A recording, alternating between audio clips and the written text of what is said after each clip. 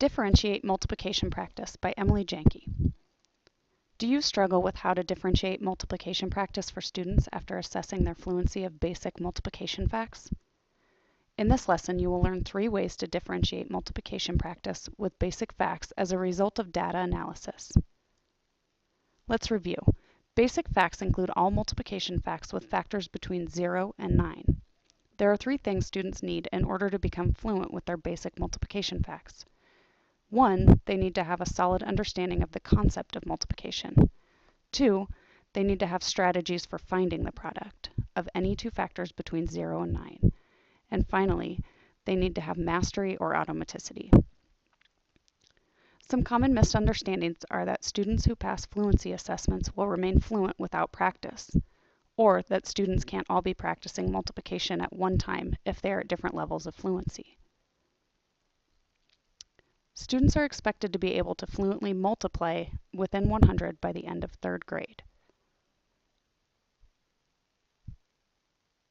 Some standards for mathematical practice to consider when promoting multiplication fact fluency are Standard 7, look for and make use of structure, and 8, look for and express regularity in repeated reasoning.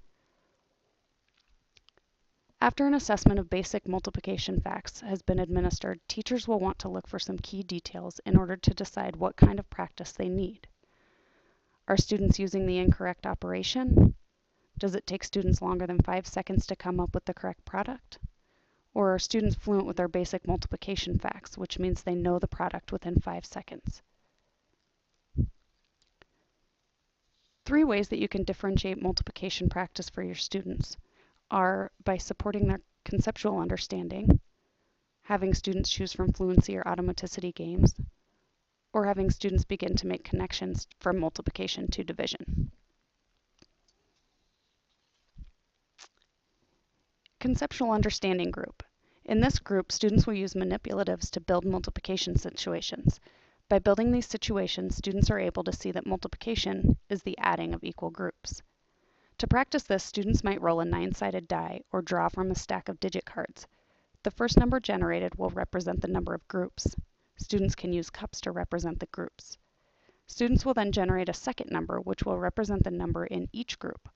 Students can use cubes to represent the number in each group and will actually put them inside the cups.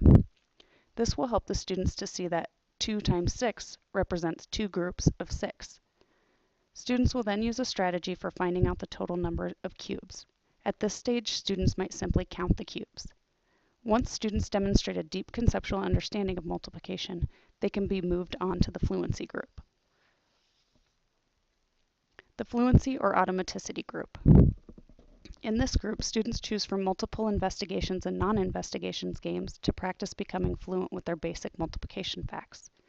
The games offered to this group will be specific to the fact set in which the individual student is working on. The students in this group already have strategies for finding their products, they just are not fluent yet. These games will help students know their facts fluently, or within 5 seconds. One investigations resource is multiplication cards. On these cards, students are shown the multiplication combination as well as the commutative property.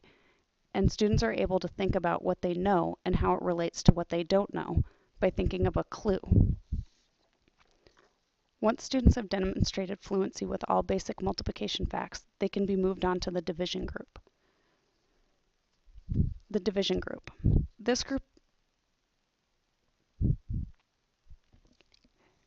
group is only for students that have become fluent with their basic multiplication facts. These students will be making connections between multiplication and division.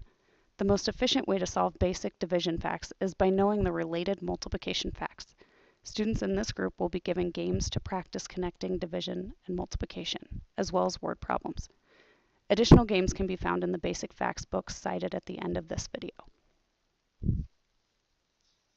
The resources used in this video are Investigations Grade 3 and Mastering the Basic Math Facts in Multiplication and Division. In this lesson, you learned 3 ways to differentiate multiplication practice with basic facts as a result of data analysis.